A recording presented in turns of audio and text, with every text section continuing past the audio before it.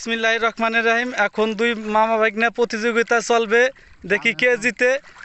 এখন তা তো শুরু করবা, আমি 1 2 3 কোয়ার সাথে তোমরা বেচবা কিন্তু 1 2 3 কে জিতে দেখেন। এখন প্রতিযোগিতা চলতেছে দুই মামা ভাগ্নের ভিতর কিরা জিতবে।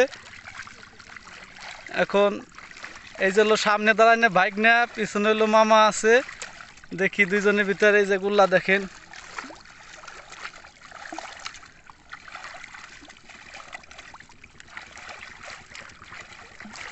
দুই মামা ভাগ্নের ভিতর প্রতিযোগিতা। এখন কিরা জিতবে দেখেন। পালট লাগে গেছে দেখেন। না না এখন আজকে ধোয়া হয় নাই, এখন ধোয়া হয় নাই। দেখেন মামা জিতে গেল। বাগনে জিতা সব সময় বাগনের নাম আগে থাকে তো ওই জন্য বাগনে একদিকটা বাগনে জিতলেও